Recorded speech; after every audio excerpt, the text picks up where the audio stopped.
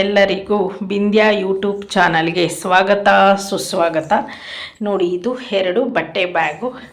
So ನಿಮ್ಗೆ already ಗೊತ್ತಾಗ್ತಾ ಇದೆ, ರೆಡ್ ಮೆರೂನ್ ಕಲರ್ ಬ್ಯಾಗ್ ಇದು ಬಂದು ಗ್ರೀನ್ ಕಲರ್ ಬ್ಯಾಗು. ಈ 2 ಬ್ಯಾಗಲ್ಲಿ ನಾನು ತುಂಬ ಕಾಸ್ಟ್ಲಿ ಸೀರೆ, ಅಂದರೆ ನನ್ನ ಒಂದು ಕಾಸ್ಟ್ಲಿ ಆಗಿರುವಂಥ ಸೀರೆನ ಈ 2 ಬ್ಯಾಗಲ್ಲಿ ಇಟ್ಟಿದ್ದೀನಿ. ಅದು ಯಾವ ಕಾಸ್ಟ್ಲಿ ಸೀರೆ ಅಂತ ನಿಮಗೆ ಅಂದರೆ ಬೆಲೆ ಬಾಳುವಂತಹ ಸೀರೆ. ಇದನ್ನು ನಾನು ಮದುವೆಗೆ, ರಿಸೆಪ್ಷನ್ಗೆ ಅಥವಾ ಇಂಪಾರ್ಟೆಂಟ್ ಒಂದು ಸೀಮಂತ ಇರ್ಬೋದು, ಅಥವಾ ಮಕ್ಕಳ ನಾಮಕರಣ ಇರ್ಬೋದು, ಮುಖ್ಯವಾದ ನಮ್ಮನೆ ದೇವರಿಗೆ ಹೋಗೋದಾಗಿರ್ಬೋದು, ಈ ಥರ ಒಂದು ಫಂಕ್ಷನಲ್ಲಿ ಅಥವಾ ಹಾಫ್ ಸ್ಯಾರಿ ಫಂಕ್ಷನಲ್ಲಿ, ಈ ಥರ ಫಂಕ್ಷನಲ್ಲಿ ಮಾತ್ರ ಉಡುವಂಥ ಸೀರೆಯ ಬ್ಯಾಗ್ ಇದು 2. ಇದು ಬರೀ ನಾನು ಆಯ್ಕೆ ಮಾಡಿ ತಗೊಂಡಂಥ ಸೀರೆಗಳಲ್ಲ. ಇದು ನನಗೆ ನನ್ನ ಮದುವೆಗೆ ಮುಂಚೆ ಬಂದಂಥ ರೇಷ್ಮೆ ಸೀರೆಗಳು ಮತ್ತು ಮದುವೆ ಆದ ಮೇಲೆ ಬಂದಂಥ ರೇಷ್ಮೆ ಸೀರೆಗಳು. ಸೊ ಇದು ಬರೀ ರೇಷ್ಮೆ ಸೀರೆಗಳಲ್ಲ, ಇದರಲ್ಲಿ ಭಾವನೆಗಳು ಇದೆ, ಕಹಿ ಸತ್ಯಗಳು ಇದೆ, ಸಿಹಿ ನೆನಪುಗಳು ಇದೆ.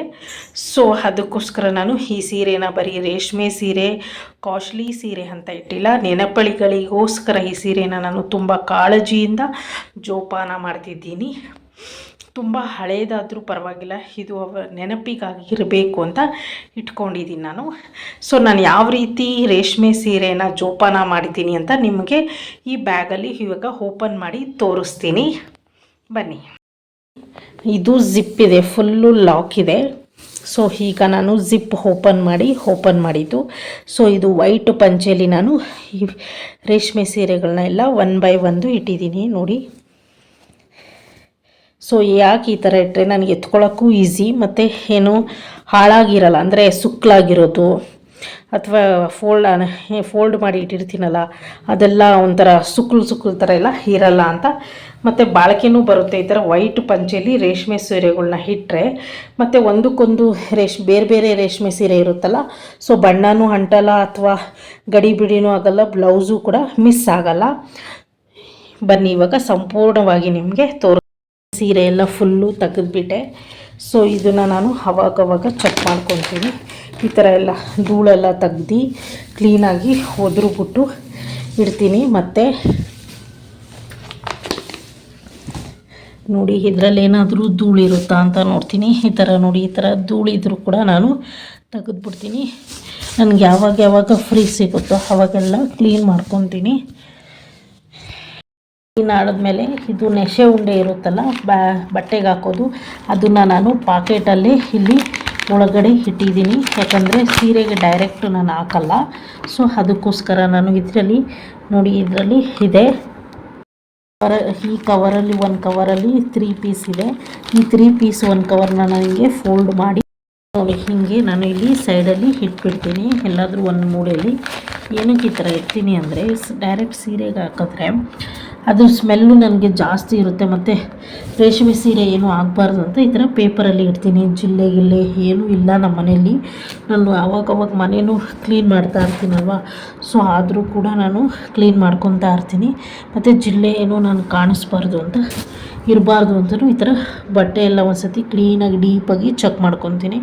ಯಾಕಂದರೆ ರೇಷ್ಮೆ ಸೀರೆ ನಮ್ಮಂಥ ಮಿಡ್ಲ್ ಕ್ಲಾಸವ್ರು ತೊಗೊಳ್ಳೋದು ವರ್ಷಕ್ಕೆ 1 ಅಥವಾ ಯಾರ್ದಾದ್ರೂ ಮದುವೆ ತುಂಬ ಕ್ಲೋಸ್ ರಿಲೇಟಿವ್ಸು ಅಥವಾ ನಮ್ಮ ಸ್ವಂತದವ್ರದ್ದಾದರೆ ಮಾತ್ರ ರೇಷ್ಮೆ ಸೀರೆ ನಮಗೆ ಬರೋದು ಅಂತ ಹೇಳ್ತೀನಿ.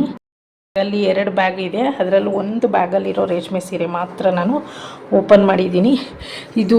ಇದು ಬಂದು ಮೂರ್ತಿಯವರು ಕೊಡಿಸಿರೋದು.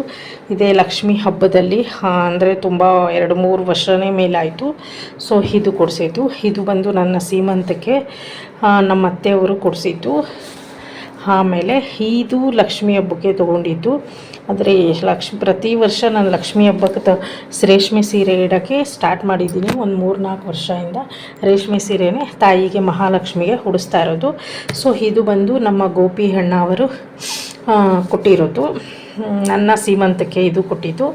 ಸೊ ಈ ಕಲರು ನನಗೆ ತುಂಬ ಇಷ್ಟ ಆಯಿತು. ಮತ್ತು ಈ ಥರ ಬಾರ್ಡ್ರು ಕೂಡ ತುಂಬ ಹೈಲೈಟ್ ಆಗಿತ್ತು. ಈ ಸೀರೆ ನಾನು 1-2 ಸರಿ ಅಷ್ಟೇ ಉಟ್ಟಿರೋದು, ಆದರೆ ಸ್ವಲ್ಪ ಭಾರ ಇದೆ ಅಂತ ಹಿಂದೇಟಾಕ್ತೀನಿ.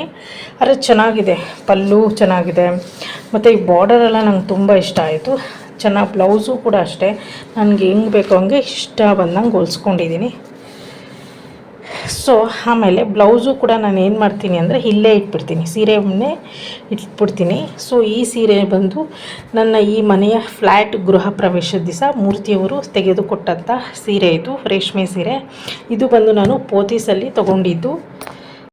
ಜೊತೆಗೆ ನಾನು ಈ ಥರ ಫೋಲ್ಡ್ ಮಾಡಿ ಇಟ್ಬಿಡ್ತೀನಿ ಬ್ಲೌಸ್ನ. ಎಲ್ಲಾದರೂ ಹೋಗಬೇಕಾದ್ರೆ ಬರೀ ಬ್ಲೌಸ್ನ ನಾನು ಏನು ಮಾಡ್ತೀನಿ, ಉಲ್ಟಾ ಮಾಡಿಬಿಟ್ಟು ಈ ಲೈನಿಂಗ್ ಇದೆಯಲ್ಲ, ಈ ಲೈನಿಂಗ್ನ ಉಲ್ಟಾ ಮಾಡಿ ಐರನ್ ಮಾಡ್ಕೊತೀನಿ. ಇಲ್ಲೆಲ್ಲ ನಾನು ಐರನ್ ಮಾಡೋಕ್ಕೆ ಹೋಗಲ್ಲ, ಯಾಕಂದರೆ ಇದು ಸ್ಟೋನ್ಸ್ ಇದೆಯಲ್ಲ ಅದಕ್ಕೋಸ್ಕರ. ಇದನ್ನು ನಾನು ಪೋತೀಸಲ್ಲಿ ಪರ್ಚೇಸ್ ಮಾಡಿದ್ದು. ಸೊ ನಾನು ಮೂರ್ತಿಯವ್ರು ಏನಾದರೂ ರೇಷ್ಮೆ ಸೀರೆ ತೊಗೊಳ್ಬೇಕು ಅಂತ ಅವ್ರು ಏನಾದರೂ ಕರ್ಕೊಂಡೋದ್ರೆ ನಾವು ಪೋತೀಸ್ಗೆ ಹೋಗೋದು, ಬೇರೆ ಕಡೆ ನನಗೆ ಅಷ್ಟು ಅಡ್ಜಸ್ಟ್ ಆಗಲ್ಲ, ಅದಕ್ಕೋಸ್ಕರ ನಾನು ಪೋತೀಸಿಗೆ ಹೋಗೋದು. ಇದು ಹೋದ ವರ್ಷ ಈ ನನ್ನ ಸ್ವಂತ ಫ್ಲ್ಯಾಟ್ನಲ್ಲಿ ತಾಯಿ ಮಹಾಲಕ್ಷ್ಮಿಗೆ ಉಡಿಸಿದಂಥ ರೇಷ್ಮೆ ಸೀರೆ ಇದು. ಸೊ ಇದನ್ನು ಬ್ಲೌಸು ಹೊಲಿಸಿದ್ದೀನಿ ನೋಡಿ, ಇನ್ನೂ ನಾನು ಉಟ್ಟೇ ಇಲ್ಲ. ಆಗಲೇ ಹಬ್ಬನೇ ಇನ್ನೇನು ಆಗಸ್ಟಲ್ಲಿ ಹಬ್ಬ ಬರುತ್ತೆ, ಇನ್ನೂ ನಾನು ಉಟ್ಟೇ ಇಲ್ಲ. ಯಾಕಂದರೆ ನಾನು ರೇಷ್ಮೆ ಸೀರೆನ ವಿಶೇಷವಾದ ದಿನಗಳಲ್ಲಿ ಮಾತ್ರ ಉಡೋದು, ಮತ್ತು ಅದಕ್ಕೊಂದು ವಿಶೇಷ ಒಂದು ತೂಕ ಇರಬೇಕು, ಆ ಒಂದು ಫಂಕ್ಷನಲ್ಲಿ ಮಾತ್ರ ನಾನು ಉಟ್ಕೊತೀನಿ. ಸೊ ಇದಕ್ಕೋಸ್ಕರ ನಾನು ರೇಷ್ಮೆ ಸೀರೆಗಳನ್ನ ತುಂಬ ಜೋಪಾನವಾಗಿ ಇಡ್ತೀನಿ. ನೋಡಿ ಸೆರಗುದು ನಾನು ಯಾವ ಥರ ಹಾಕ್ಸ್ಕೊಂಡಿದ್ದೀನಿ ಅಂದರೆ ನನಗೆ ರೇಷ್ಮೆ ಸೀರೆಯಲ್ಲಿ ಅಷ್ಟು ಗೊತ್ತಾಗಲ್ಲ, ಯಾಕಂದರೆ ನನ್ನ ಹತ್ರ ಯಾವ ಡಿಸೈನ್ ಇಲ್ಲ, ನನ್ನ ಹತ್ರ ಯಾವ ಡಿಸೈನ್ ಇದೆ ಅದನ್ನು ಒಂದು ಸತಿ ಎಲ್ಲ ಚೆಕ್ ಮಾಡಿಕೊಂಡು ಬ್ಲೌಸ್ ಹೊಲಿಯೋಕ್ಕಾಗ ಈ ಥರ ನಾನು ಕುಚ್ಚು ಹಾಕಿಸ್ತೀನಿ. ಆಮೇಲೆ ಅವರು ತೋರಿಸ್ತಾರೆ ಶಾಪಲ್ಲಿ ಯಾವ ಥರ ಕುಚ್ಚು ಬೇಕು ಏನು ಅಂತ, ಡಿಸ್ಪ್ಲೇ ಒಂದು ಬುಕ್ಕು ಅಥವಾ ಇವಾಗೆಲ್ಲ ಗೂಗಲ್ ಇದೆ, ಗೂಗಲಲ್ಲಿ ತೋರಿಸ್ತಾರೆ, ಇಲ್ಲ ಯೂಟ್ಯೂಬ್ ಇದೆ, ಆನ್ಲೈನಲ್ಲೂ ತೋರಿಸ್ತಾರೆ. ಸೊ ನನಗಿಷ್ಟ ಆಗಿದ್ದು ನಾನು ಅಲ್ಲಿ ಸೆಲೆಕ್ಟ್ ಮಾಡಿ ಹೇಳ್ತೀನಿ. ಸೊ ಇದಕ್ಕೆ ಈ ಸೀರೆಗೆ ಈ ಡಿಸೈನ್ ನನಗೆ ಓಕೆ ಅನ್ನಿಸ್ತು. ಸೊ ಅದಕ್ಕೆ ನಾನು ಈ ಡಿಸೈನ್ನ ಹೀಗೆ ಇಟ್ಕೊಂಡೆ. ಬ್ಯಾಕಿಗೆ ನೋಡಿ, ಇದು ನಾನು ಇನ್ನೂ ಉಟ್ಟೇ ಇಲ್ಲ, ನೋಡೋಣ ಯಾವಾಗ ಇದಕ್ಕೆ ಗಳಿಗೆ ಕೂರು ಬರುತ್ತೆ ಅಂತ ಗೊತ್ತಿಲ್ಲ.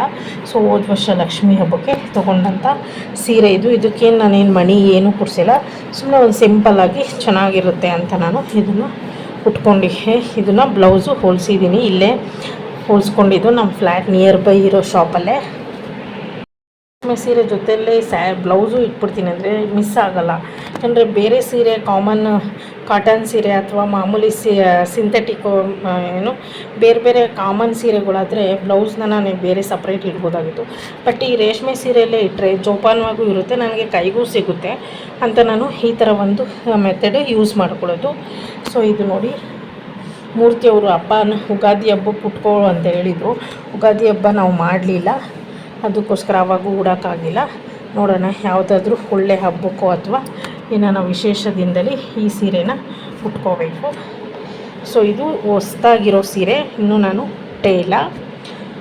ಈ ಥರ ನನ್ನ ಒಂದು ಮೆರೂನ್ ಕಲರ್ ಬ್ಯಾಗಲ್ಲಿ ಇರುವಂಥ ಸೀರೆಗಳು. ಸೊ ಇವಾಗ ನಾನು ಯಾವ ರೀತಿ ಸೀರೆನ ಜೋಪಾನ ಮಾಡ್ತೀನಿ ಅಂತ ನಿಮಗೆ ತೋರಿಸ್ತೀನಿ. ಪಂಚೆ 2 ಪದರ ಹಾಕಿದ್ದೀನಿ. ಇದು ಮೂರ್ತಿಯವ್ರ ಹತ್ರ ತುಂಬ ಪಂಚೆಗಳಿದೆ, ಶರ್ಟ್ಗಳಿದೆ.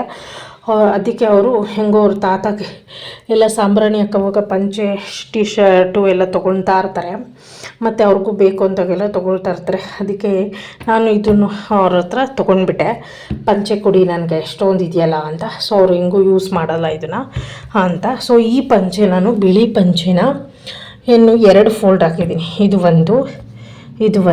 ಒಂದು ಪಂಚೆಲಿ 2 ಫೋಲ್ಡ್ ಮಾಡಿದ್ದೀನಿ. ಸೊ ಇದು ಐರನ್ ಟೇಬಲ್ ಮೇಲೆ ನಿಮಗೆ ಕ್ಲೀನಾಗಿ ಕಾಣಲಿ ಅಂತ ತೋರಿಸ್ತಾ ಇದ್ದೀನಿ. ಸೊ ಈ ಥರ ವೈಟ್ ಪಂಚೆಲಿಟ್ಟರೆ ರೇಷ್ಮೆ ಸೀರೆ ತುಂಬ ಬಾಳಿಕೆ ಬರುತ್ತೆ ಅಂತ ಹೇಳ್ತಿದ್ರು. ಸೊ ಅದೇ ಥರ ನಾನು ಹಾಗೆ ನಮ್ಮ ತಾಯಿ ಕೂಡ ಒಂದು ವೈಟ್ ಪಂಚೆಯಲ್ಲಿ, ಅವಾಗ ಅವ್ರಿಗೆ ಅಷ್ಟು ಫೆಸಿಲಿಟಿ ಇರಲಿಲ್ಲ, ಬೀರಲ್ಲಿನೇ ಅಂದರೆ ಇದು ಕಬ್ಬಿಣದ ಬೀರು ಬರುತ್ತಲ್ಲ ಅದರಲ್ಲಿ ಪಂಚೆಯಲ್ಲಿ ಅವರು ಸುತ್ತಿಡ್ತಾಯಿದ್ರು ರೇಷ್ಮೆ ಸೀರೆಗಳನ್ನ. ನಾನು ಇವಾಗ ಅದೇ ಥರ ಸ್ವಲ್ಪ ಬ್ಯಾಗಲ್ಲಿ ಇಡ್ತಾಯಿದ್ದೀನಿ ಅಷ್ಟೇ. ಒಂದು ಸೀರೆ ಇಟ್ಟಿದ್ದೀನಿ, ಇದ್ರ ಮೇಲೆ ಏನು ಮಾಡ್ತೀನಿ, ಪಂಚೆ ಹೀಗೆ ಫೋಲ್ಡ್ ಮಾಡ್ತೀನಿ, ಆಯಿತಾ. ಇದು 2 ಫೋಲ್ಡ್ ಆಗುತ್ತೆ. ಓಕೆ, ಇದ್ರ ಮೇಲೆ ಒಂದು ಪಂಚೆ ಇಡ್ತೀನಿ ಇವಾಗ, ಒಂದು ಸೀರೆ ಇಡ್ತೀನಿ. ಕೊಂಡ್ರೆ ಏನಾಗುತ್ತೆ, ಇದೆಲ್ಲ ಒಳಗಡೆನೇ ಆಗುತ್ತೆ, ಆಮೇಲೆ ಈಚೆ ಏನು ಅಷ್ಟು ಅನ್ಕಂಫರ್ಟೇಬಲ್ ಅನಿಸಲ್ಲ. ಸೊ ಇವಾಗ ಬೇರೆ ಸೀರೆ ರೇಷ್ಮೆ ಸೀರೆ ಇಟ್ಟರೂ ಕೂಡ ನಮಗೇನು ಡ್ಯಾಮೇಜ್ ಆಗೋಲ್ಲ, ಮತ್ತು ಅದಕ್ಕೂ ಏನು ಅಲ್ಲಿ ಬಣ್ಣ ಹಟ್ಕೊಳ್ಳೋದು ಇದುವರೆಗೂ ಆ ಥರ ಏನೂ ಆಗಿಲ್ಲ. ಸೊ ರೇಷ್ಮೆ ಸೀರೆನ ಈ ಥರ ವೈಟ್ ಪಂಚೆಲಿಟ್ಟರೆ ತುಂಬ ಒಳ್ಳೆಯದು. ಯಾಕಂದರೆ ನಮ್ಮಂಥ ಮಿಡಲ್ ಕ್ಲಾಸ್ ಅವರು ರೇಷ್ಮೆ ಸೀರೆ ತೊಗೊಳ್ಳೋದು ತುಂಬ ಒಂದು ಆಸೆಯಿಂದ ತೊಗೊಂಡಿರ್ತೀವಿ. ಅದಕ್ಕೋಸ್ಕರ ಆನ್ಲೈನಲ್ಲಿ ಅಲ್ಲಿ ಇಲ್ಲಿ ಅಂಗಡಿಗೆ ಹೋದಾಗ ತುಂಬ ಹುಡುಕಿ ತೊಗೊಂಡಿರ್ತೀವಿ, ಕಲರ್ ಇಲ್ಲ, ಈ ಡಿಸೈನ್ ಇಲ್ಲ ಅಂತ. ಸೊ ಅದಕ್ಕೋಸ್ಕರ ಅದನ್ನು ಅಷ್ಟೇ ನಾವು ಜೋಪಾನ ಮಾಡಬೇಕು. ಎರಡನೇ ಸೀರೆ ರೇಷ್ಮೆ ಸೀರೆ ಇಡ್ತಾಯಿದ್ದೀನಿ. ನಾನು ರೇಷ್ಮೆ ಸೀರೆ ನಾವು ತೊಗೊಳಕ್ಕೆ ಹೋದಾಗೆಲ್ಲ ಪೋತಿಸಲ್ಲೇ ನಾನು ತೊಗೊಂಡಿರೋದು. ಆಲ್ಮೋಸ್ಟ್ ನನ್ನ ಹತ್ರ ಇರೋ ರೇಷ್ಮೆ ಸೀರೆ ಮೂರ್ತಿಯವ್ರು ಕೊಡಿಸಿರೋದೆಲ್ಲ ಪೋತಿಸಲ್ಲೇ ಕೊಡಿಸಿರೋದು. ಇವಾಗ ಹಿಂಗಿತ್ತಲ್ಲ, ಸೊ ಹಿಂಗೆ ಫೋಲ್ಡ್ ಮಾಡ್ತೀನಿ. ಆವಾಗ ಸೀರೆನೂ ಫುಲ್ ಕವರ್ ಆಗುತ್ತೆ. ಇಲ್ಲೂ ಬೇಕಾದ್ರೆ ನೀವು ಆಮೇಲೆ ಫುಲ್ ಹಿಂಗೆ ಕವರ್ ಮಾಡ್ಕೊಬೋದು ಫೋಲ್ಡ್ ಥರ. ಅದು ನಾನು ಬ್ಯಾಗಲ್ಲಿ ಇಡೋವಾಗ ಮಾಡ್ತೀನಿ. ಸೊ ಇವಾಗ ನಿಮಗೆ ತೋರಿಸ್ಬೇಕಲ್ಲ, ಅದಕ್ಕೋಸ್ಕರ ಹಿಂಗೆ ಬಿಟ್ಟಿದ್ದೀನಿ. ಸೊ ನೆಕ್ಸ್ಟ್ ಇದ್ರ ಮೇಲೆ ಮೂರನೇ ಸೀರೆ ಇಡೋಣ. ಡ್ರೈ ಕ್ಲೀನ್ ಕೊಟ್ಟಿದ್ದೆ, ಆಮೇಲೆ ನಾನು ಹಾಕ್ಲೇ ಇಲ್ಲ ಈ ಸೀರೆನ. ಮೂರ್ತಿಯವರ ರಿಲೇಷನಲ್ಲಿ ಮದುವೆಗೆ ಹೋಗಿದ್ವಿ, ಅಲ್ಲೊಂಚೂರು ನಾನೇನು ಊಟ ಮಾಡೋವಾಗ ಚೆಲ್ಕೊಂಬಿಟ್ಟಿದ್ದೆ, ಡ್ರೈ ಕ್ಲೀನ್ ಕೊಟ್ಟಿದ್ದೆ. ಸೊ ಈ ಥರ ಡ್ರೈ ಕ್ಲೀನ್ ಕೊಟ್ಟರೆ ಈ ಥರ ಥ್ರೆಡ್ ಹಾಕಿ ಈ ಥರ ಎಲ್ಲ ಹಾಕಿ ಕೊಡ್ತಾರೆ. ನಾನು ಅದನ್ನು ಓಪನೇ ಮಾಡಿಲ್ಲ. ನೋಡಿ, ಈ ಬಾರ್ಡ್ರ್ ಈ ಸೀರೆಗೆ ಇದು ಮೈಸೂರು ಸಿಲ್ಕ್ ಸೀರೆ. ಸೊ ಇದನ್ನು ನಾನು ಪೋತಿಸಲ್ಲಿ ಖರೀದಿ ಮಾಡಿದ್ದು. ಇದಕ್ಕೆ ಈ ಥರ ಒಂದು ಕುಚ್ಚು ಹಾಕ್ಸಿದ್ದೀನಿ. ಸೊ ಹೀಗೆ ನನ್ನ ಹತ್ರ ಯಾವುದಿಲ್ಲ, ಅದನ್ನು ನಾನು ಫಸ್ಟು ರೇಷ್ಮೆ ಸೀರೆ ತೊಗೊಳಕ್ಕೆ ಹೋಗ್ತೀನಿ ಅಂದವಾಗ ಎಲ್ಲ ಚೆಕ್ ಮಾಡ್ಕೊತೀನಿ. ಈ ಡಿಸೈನ್ ಇಲ್ಲ ನನ್ನ ಹತ್ರ ಅಂತ, ಈ ಕಲರ್ ಇಲ್ಲ ಅಂತ ಸೀರೆ ತೊಗೊಂಡು ಬರ್ತೀನಿ. ಆಮೇಲೆ ಹೊಲಿಯೋಕೆ ಹಾಕೋವಾಗ ಯಾವ ಕುಚ್ಚಿಲ್ಲ ನನ್ನ ಹತ್ರ, ಅದನ್ನು ನೋಡಿ ನಾನು ಹಾಕ್ಸ್ಕೊಳ್ಳೋದು ಈ ರೀತಿ. ಸೊ ನಿಧಾನ ವರ್ಷಕ್ಕೆ ಒಂದು ಸೀರೆ ನಾನು ಲಕ್ಷ್ಮಿ ಹಬ್ಬಕ್ಕಂತೂ ಕಂಪಲ್ಸರಿ ರೇಷ್ಮೆ ಸೀರೆ ತೊಗೊತೀನಿ. 3-4 ವರ್ಷದಿಂದ ಕಂಟಿನ್ಯೂ ಮಾಡ್ತಾಯಿದ್ದೀನಿ. ಇವಾಗ 3 ಸೀರೆ ಆಯಿತು, ಇನ್ನೊಂದು ಸೀರೆ ಆಗುತ್ತೆ, 4 ಆಗುತ್ತೆ ಆಯಿತು. ಈ ಪಂಚೆಯಲ್ಲಿ 4 ಸೀರೆ ಆಯಿತು. 1 2 3 ಈ ಕಡೆಯಿಂದ ನೋಡಿದ್ರು 4 ಆಯಿತು. ಸೊ ಹೀಗೆ ನೀವು ಆರಾಮಾಗಿ ಎತ್ಕೊಬೋದು ಈ ಥರ ಫೋಲ್ಡ್ ಮಾಡಿ ಇಟ್ಟರೆ. ಇವಾಗ ನಾನು ಈ ಸೈಡಲ್ಲಿ ಇರೋದೆಲ್ಲ ಕ್ಲೀನಾಗಿ ಹಿಂಗೆ ಫೋಲ್ಡ್ ಮಾಡಿಬಿಡ್ತೀನಿ. ನೋಡಿ, ಹಿಂಗೆ ಫೋಲ್ಡ್ ಮಾಡಿಬಿಟ್ಟು ಬ್ಯಾಗಲ್ಲಿ ಇಕ್ಬಿಟ್ರೆ ನಮ್ಗೆ ಆರಾಮಾಗಿ ಎತ್ಕೊಬೋದು. ಮತ್ತು ಯಾವ ಸೀರೆನೂ ಒಂಥರ ಸುಕ್ಕಲಾಗೋದು, ಎಳೆದೋದು, ಎಲ್ಲ ಮುದುರಿಸುತ್ತೋದು ಆ ಥರ ಎಲ್ಲ ಆಗಲ್ಲ. ಮತ್ತು ಎಲ್ಲ ಕೆದ್ರಕ್ಕೂ ಏನು ಆಗಲ್ಲ. ನಾವು ಹೆಂಗೆ ಇಟ್ಟಿರ್ತೀನೋ ಹಾಗೆ ಇರುತ್ತೆ ಈ ಸೀರೆ ಇಡಿಸ್ತು. ಸೊ ಆಮೇಲೆ ಇನ್ನೂ 2 ಸೀರೆ ಉಳ್ಕೊಂತು. ಇಲ್ಲೊಂದು ಇಟ್ಟಿದ್ದೀನಿ, ಇಲ್ಲೊಂದು ಇಟ್ಟಿದ್ದೀನಿ. ಸೊ ಅದಕ್ಕೆ ನಾನು ಬೇರೆ ಪಂಚೆ ತೊಗೊಂಡೆ, ಯಾಕಂದರೆ ಒಂದಕ್ಕೊಂದು ಅಂಟಿ ಇಡಬಾರ್ದಲ್ಲ. ಸೊ ಮತ್ತು ಸ್ವಲ್ಪ ಫ್ರೀಯಾಗೂ ಇಟ್ಟರೆ ಮತ್ತು ಬೇರೆ ರೇಷ್ಮೆ ಸೀರೆ ತೊಗೊಳ್ಳೋವಾಗ ನನಗೆ ಸ್ಪೇಸ್ ಇರುತ್ತೆ, ಅದಕ್ಕೋಸ್ಕರನೇ. ಸೊ ಈ ಥರ ಫಸ್ಟು ಪಂಚೆನ ಕ್ಲೀನಾಗಿ ಹಾಕ್ಕೊಂಬಿಟ್ರೆ ನಮಗೆ ಜಾಗ ಆಗುತ್ತೆ. ಒಂದು ಸೀರೆನ ಈ ಥರ ಇಟ್ಟರೆ ಇನ್ನೊಂದು ಸೀರೆನ ಈ ಥರ ಇಡಿ, ಯಾಕಂದರೆ ಬ್ಯಾಲೆನ್ಸ್ ಆಗಿರುತ್ತೆ ಮತ್ತು ಸೀರೆನೂ ಆರಾಮಾಗಿ ಕೂತ್ಕೊಂಡಿರುತ್ತೆ. ಎರಡೂ ಈ ಥರನೇ ಇಟ್ಬಿಟ್ರೆ ನೋಡಿ, ಹಿಂಗೆ ಇರುತ್ತಲ್ಲ ಫೋಲ್ಡ್ ಮಾಡಿರೋದು, ಹಿಂಗೆ ಇಟ್ಬಿಟ್ರೆ ಅಷ್ಟು ಜಾರ್ತಾ ಇರುತ್ತೆ ಮತ್ತು ಅದು ಕಂಫರ್ಟೇಬಲ್ ಆಗಿ ಸೀರೆ ಇರಲ್ಲ. ಸೊ ನಾವು ಈ ಕಡೆ ಇಟ್ಟಂಗೆ ಇರಲ್ಲ, ಆ ಕಡೆ ಈ ಕಡೆ ಜಾರಂಗೆ ಆಗುತ್ತೆ. ಸೊ ಈ ಥರ ಬ್ಯಾಲೆನ್ಸಿಗಾಗಿಟ್ಟರೆ ಸೀರೆ ಕೂಡ ಏನು ಹಳ್ಳಾಡಲ್ಲ. ಸೊ ಒಂದು ಕರೆಕ್ಟಾಗಿ ಇರುತ್ತೆ ಅಂತ ನೋಡಿ. ಇದ್ರ ಬ್ಲೌಸು ನಾನು ಹಿಂಗೆ ಹೊಲಿಸಿದ್ದು, ಇದು ನಾನು SR ನಗರದಲ್ಲಿ ಹೊಲಿಸ್ಕೊಂಡಿದ್ದು. ಸೊ ಇದಕ್ಕೆ ನಾನು ಪಟ್ಟಿ ಕೊಟ್ಟಿರ್ಸಿದ್ದೀನಿ. ಈ ಥರ ಹಿಂಗೆ ನನಗೆ ಯಾವುದಿರಲ್ಲ, ಯಾವ್ದು ಇಷ್ಟ ಆಗುತ್ತೆ ಆ ಥರ ನಾನು ಹೊಲಿಸ್. 4 ಸೀರೆ, ಇನ್ನೂ 2 ಸೀರೆ ಇಡಿಸುತ್ತೆ, ಆದರೆ ಇವಾಗ ಇಷ್ಟೇ ಸೀರೆ ಇರೋದು ನನ್ನ ಹತ್ರ. ಸೊ ಅದರಲ್ಲಿ 4 ಇದು 1 2 5 6 ಸೀರೆ ಆಯಿತು. 6 ಸೀರೆ ಮೆರೂನ್ ಬ್ಯಾಗಲ್ಲಿ ಇದ್ದಿದ್ದು ಫೋಲ್ಡ್ ಮಾಡಿ ಇಟ್ಟಿದ್ದೀನಿ. ಇವಾಗ ಮೆರೂನ್ ಬ್ಯಾಗ್ನ ಪ್ಯಾಕ್ ಮಾಡಿಬಿಡೋಣ. ಫೋಲ್ಡ್ ಮಾಡಿ ಎಲ್ಲ ಕ್ಲೀನಾಗಿ ಇಟ್ಬಿಡ್ತೀನಿ. ಜಿಪ್ ಹಾಕಿ ಎಲ್ಲಾದರೂ ಹೋಗಿ ರೇಷ್ಮೆ ಸೀರೆ ಉಟ್ಕೊಂಡೋಗಿ ಬಂದು ಇಟ್ಟಿರಲ್ಲ ಕ್ಲೀನಾಗಿ. ಇದನ್ನು ನೋಡಿ ಪೀಸ್ ಹಂಗೆ ಇಟ್ಕೊಂಡಿದ್ದೀನಿ, ಬ್ಲೌಸ್ ಪೀಸ್ ಹೊಲ್ದಿದ್ದು ಅವರು ಪೀಸ್ ಕೊಟ್ಟಿದ್ದರು, ಅದನ್ನು ಹಂಗೆ ಇಟ್ಕೊಂಡಿದ್ದೀನಿ ಇನ್ನು ನಾನು ಅದನ್ನು ಕೂಡ. ಸೊ ಏನು ಹೇಳ್ತಿದ್ದೆ, ಎಲ್ಲನ ಹೊರಗಡೆ ಹೋಗಿ ರೇಷ್ಮೆ ಸೀರೆ ಉಟ್ಕೊಂಡು ಬಂದಿರ್ತೀವಲ್ಲ, ಅವಾಗ ಮಡಚಿ ಡೈರೆಕ್ಟಾಗಿ ಎತ್ತಿಕ್ಬಿಡಿ. ಸ್ವಲ್ಪ ಗಾಳಿಗೆ ಹಾಕಿ ಮತ್ತು ಗಾಳಿಗೆ ಹಾಕಾದ್ಮೇಲೆ ಒಂದು ಸತಿ ಕ್ಲೀನಾಗಿ ಚೆಕ್ ಮಾಡಿ, ಎಲ್ಲಾದರೂ ಕರೆ ಆಗಿದೆಯಾ ಅಥವಾ ಏನಾದರೂ ಕೊಳೆ ಆಗಿದೆಯಾ ಅಂತ ಚೆಕ್ ಮಾಡಿ ಫೋಲ್ಡ್ ಮಾಡಿ ಎತ್ತಿಟ್ಕೊಳ್ಳಿ. ಯಾಕಂದರೆ ರೇಷ್ಮೆ ಸೀರೆಗಳು ರಟ್ಟು ಥರ ಆಗಿಬಿಡುತ್ತೆ ಕೊಳೆ ಆಗಿಬಿಟ್ರೆ. ಆಮೇಲೆ ಏನಾನ ಆಯಿಲ್ ಗೀಲು ಅಥವಾ ಸಾಂಬಾರಿಗೆ ಚೆಲ್ಕೊಳ್ಳೋದು ಊಟ ಮಾಡೋವಾಗ ಆ ಥರ ಎಲ್ಲ ಆದರೆ ಮದುವೆಗಳಲ್ಲಿ ತಕ್ಷಣ ಡ್ರೈ ಕ್ಲೀನ್ ಕೊಟ್ಬಿಡಿ ಅಂತ ಹೇಳ್ತಾಯಿದ್ದೀನಿ. ಸೊ ಈ ಟಿಪ್ಸು ನಿಮಗೆ ಇಷ್ಟ ಆದರೆ ಲೈಕ್ ಮಾಡಿ, ಶೇರ್ ಮಾಡಿ. ಬಿಂದ್ಯಾ ಯೂಟ್ಯೂಬ್ ಚಾನಲ್ ಯಾರಾದರೂ ಹೊಸ್ದಾಗಿ ನೋಡ್ತಾಯಿದ್ರೆ ತಪ್ಪದೆ ಸಬ್ಸ್ಕ್ರೈಬ್ ಮಾಡಿ. ಹೀಗೆ ನಾನು ನನ್ನ ರೇಷ್ಮೆ ಸೀರೆನ ಜೋಪಾನವಾಗಿ ಇಡೋದು. ಜಿಪ್ ಇದೆ, ಸೊ ಜಿಪ್ ಹಾಕಿ ಇಟ್ಬಿಡ್ತೀನಿ. ಸೊ ಇನ್ನು ಯಾವಾಗಾದರೂ ಫಂಕ್ಷನಲ್ಲಿ ಇದ್ದಾಗ ಮಾತ್ರ ನಾನು ಇದನ್ನು ಓಪನ್ ಮಾಡೋದು. ಸೊ ಈ ಬ್ಯಾಗ್ ಬಂದು ನಾನು ಅಮೆಝಾನಲ್ಲಿ ತರಿಸ್ಕೊಂಡಿದ್ದು ಆರ್ಡ್ರ್ ಮಾಡಿ. ಹಂಗೆ ಪ್ಯಾಕ್ ಮಾಡಿದ್ದೀನಿ. ಮೆರೂನ್ ಕಲರ್ ಬ್ಯಾಗಲ್ಲಿ ಏನು ತೋರಿಸೋದನ್ನ ಸೀರೆಗಳು, ಇದರಲ್ಲೂ ಫುಲ್ಲು ರೇಷ್ಮೆ ಸೀರೆಗಳೇ ಇರೋದು. ಸೊ ಇದರಲ್ಲಿ ಎಷ್ಟು ರೇಷ್ಮೆ ಸೀರೆ ಇದೆ ಅಂತ ಕೌಂಟ್ ಮಾಡೋಣ. ಇಟ್ಟಿದ್ದೀನೋ ಹಾಗೆ ಐತೆ ಸೀರೆ. ಸೊ ಹೀಗೆ ನಾನು ಎಲ್ಲ ನಾವು ಹೋಗಿ ಬಂದಮೇಲೆ ಸ್ವಲ್ಪ ಗಾಳಿಗೆ ಹಾಕ್ಬಿಟ್ಟು 1-2 ಅವರು ಆಮೇಲೆಲ್ಲ ಕ್ಲೀನಾಗಿ ಚೆಕ್ ಮಾಡಿ ಏನು ಕೊಳೆ ಆಗಿಲ್ಲ, ಏನು ಚೆಲ್ಕೊಂಡಿಲ್ಲ ಅಂದರೆ ಈ ಥರ ಎತ್ತಿಟ್ಬಿಡ್ತೀನಿ, ಇಲ್ಲ ಡ್ರೈ ಕ್ಲೀನಿಗೆ ಕೊಡ್ತೀನಿ. ಸೊ ಇದರಲ್ಲಿ ತುಂಬ ವರ್ಷದ ಹಳೆಯ ರೇಷ್ಮೆ ಸೀರೆಗಳು ಕೂಡ ಇದೆ. ಸೀರೆಯಲ್ಲೂ ಕೂಡ ನಾನಿಲ್ಲಿ ಒಂದು ಪೇಪರಲ್ಲಿ ಹಾಕಿ ಇಟ್ಟಿದ್ದೀನಿ. ಸೊ ಇದು 2 ಇದೆ. ಸೊ ಫಸ್ಟು ಬ್ಯಾಗ್ ಚೆಕ್ ಮಾಡ್ಕೊತೀನಿ, ಏನನ್ನ ಧೂಳು ಇದೆಯಾ, ಹೋದ್ರೂ ಬೇಕಾ ಅಂತ. ಒಂದು ಬಟ್ಟೆಯಲ್ಲಿ ಒರೆಸ್ಬಿಟ್ಟಿದ್ದೀನಿ. ಸೊ ಇವಾಗ ಮತ್ತೆ ಇದನ್ನು ಈ ಕವರ್ನಲ್ಲೇ ಇಟ್ಬಿಡ್ತೀನಿ. ಸೊ ಇದು ಈ ಬ್ಯಾಗು ಕ್ಲೀನಾಗಿದೆ ನೋಡಿ. ಇದು ನಾನು ಅಮೆಝಾನಲ್ಲಿ ತರಿಸ್ಕೊಂಡಿದ್ದು. ಫಸ್ಟು ಇದೇ ಬ್ಯಾಗ್ ತೊಗೊಂಡಿದ್ದು. ಇದು ಆದಮೇಲೆ ಸಾಲಲ್ಲ, ಬೇರೆ ಇನ್ನೊಂದು ಬ್ಯಾಗ್ ಬೇಕು ಅಂತ ಕೆಂಪು ಬ್ಯಾಗ್ನ ನಾನು ತೊಗೊಂಡೆ. ಈ ರೇಷ್ಮೆ ಸೀರೆ ಅಂತೂ ನಾನೇ ಇಷ್ಟ ಬಿದ್ದು ತುಂಬ ಆಯ್ಕೆ ಮಾಡಿ ತೊಗೊಂಡಿದ್ದು. ಇದು ನನ್ನ ಸೀಮಂತದ ಸೀರೆ, ಮೂರ್ತಿಯವರು ಕೊಡಿಸಿದ್ದು. ಸೊ ಇದು ನನ್ನ ಮೊದಲನೇ ಸೀರೆ, ಮೂರ್ತಿಯವರು ಕೊಡಿಸಿದ್ದು ಮದುವೆಗೆ ಅಂತಲೇ ಕೊಡಿಸಿದ್ದು ಈ ಸೀರೆ.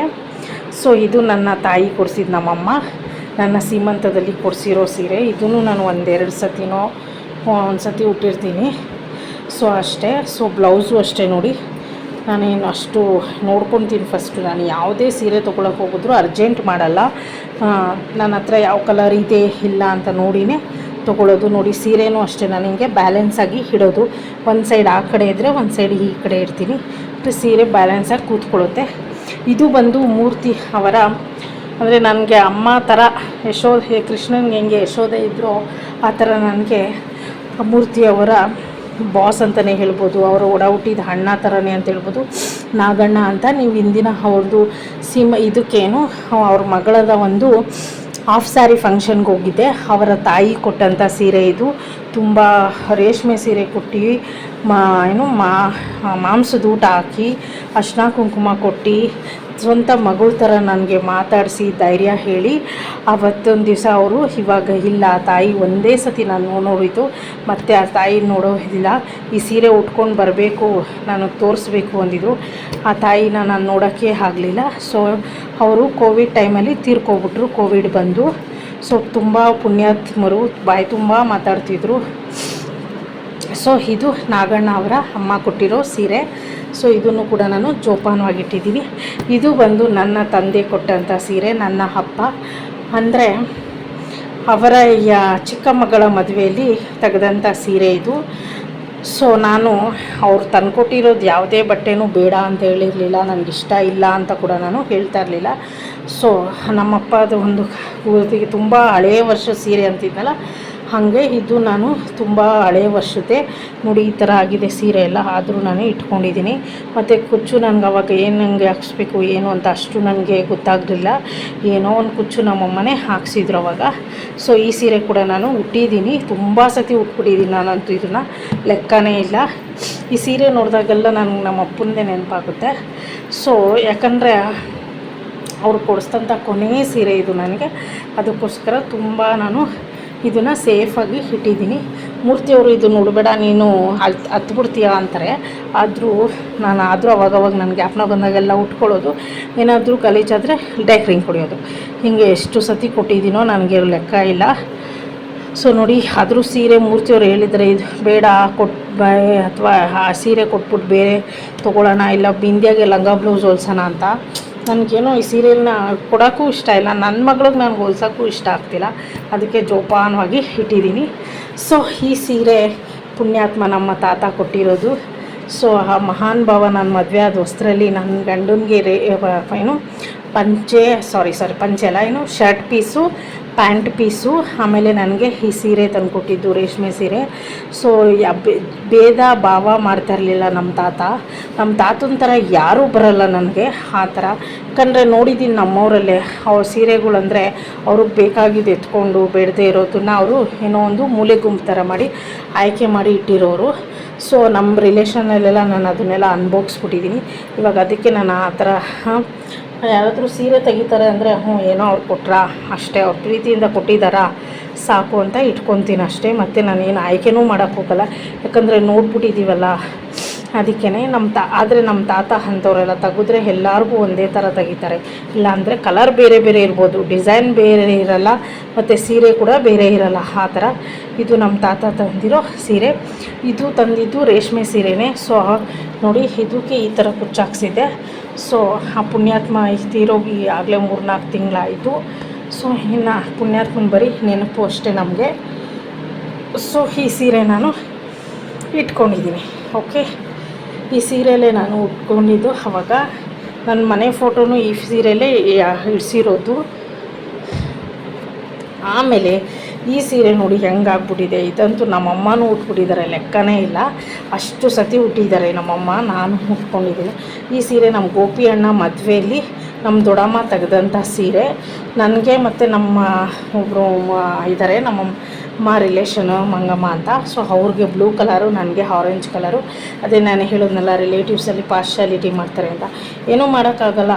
ತಂಗಿ ಮಗಳು ಅಂತ ಎಲ್ಲ ನಮ್ಗೆ ಅದೇ ವ್ಯಾಲ್ಯೂ ಇರುತ್ತೆ. ನಮ್ಮ ವ್ಯಾಲ್ಯೂ ನಾವೇ ಕಂಡ್ಕೋಬೇಕು. ನಾವು ಅಕ್ಕನ ಮಗಳು, ತಂಗಿ ಮಗಳು ಅಂತ ನಾವಲ್ಲಿ ತೋರಿಸ್ಕೋಬಾರ್ದು. ಇಂಥವ್ರ ಮಗಳು ಅಂತ ಹೇಳ್ಕೊಳಕ್ಕೆ ಮುಂಚೆ ನಮ್ಮ ವ್ಯಾಲ್ಯೂ ನಾವೇ ನೋಡ್ಕೋಬೇಕು ಅಂತ ನಾನು ಅವತ್ತು ಡಿಸೈಡ್ ಮಾಡಿದ್ದು.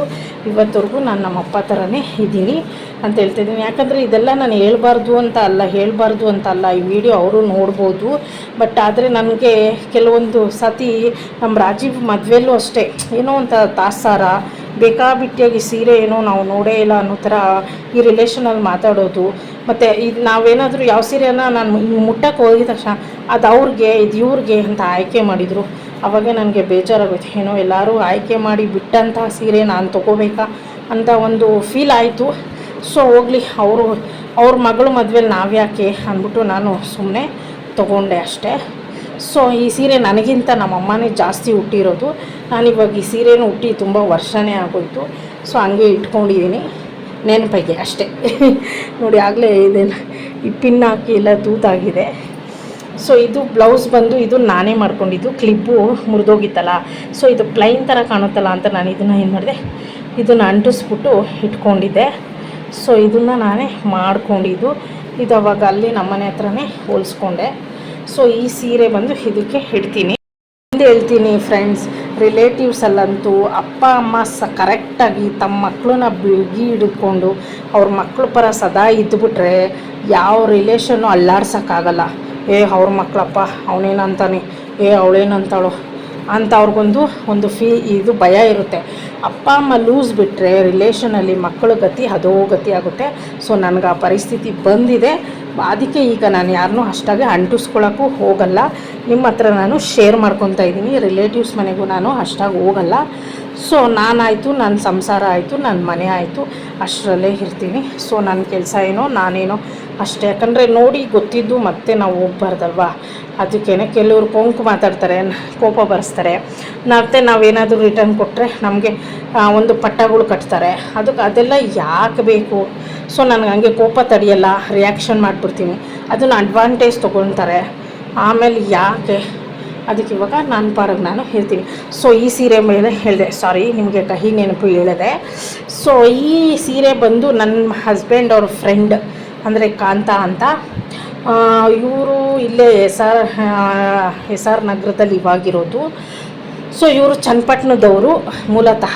ಸೊ ಅವರು ನನ್ನ ಸೀಮಂತಕ್ಕೆ ಬಂದಂದ್ರೆ ಅವರು ಕೊಟ್ಟಂಥ ಒಂದು ನನ್ನ ತಂಗಿಯ ಅವ್ರು ಏನೇ ಕೊಟ್ಟರು, ನನ್ನ ತಂಗಿಗೆ ನನ್ನ ಉಡುಗೊರೆ ಅಂತ. ಸೊ ಅವ್ರ ಹೆಂಡತಿ ಕೈಲಿ ಕೊಡಿಸಿದ್ರು.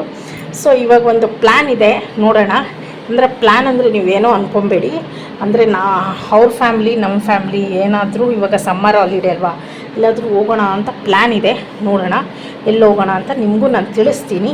ಸೊ ಅವರ ಹೆಸರು ಕಾಂತರಾಜ್ ಅಂತ. ಸೊ ಈ ಒಂದು ನೆನಪಿನ ಕಾಣಿಕೆ. ಬಟ್ ನನಗೆ ಆಚೆ ಕಡೆ ಕೊಟ್ಟಿರೋದೇ ತುಂಬ ಖುಷಿಯಾಗುತ್ತೆ. ಅದರಲ್ಲಿ ನಾನು ಆಯ್ಕೆ ಮಾಡಿಕೊಂಡು ತೊಗೊಂಡಂಥ ಸೀರೆಗಳು ತುಂಬ ಖುಷಿ ಇದೆ. ಮತ್ತು ನಾನು ಆಯ್ಕೆನೇ ಮಾಡಿದೆ ನನಗಿಷ್ಟ ಆಗೋಂಥ ಸೀರೆ ಕೊಟ್ಟಿದ್ದು ಅಂದರೆ ನಮ್ಮ ತಾತ.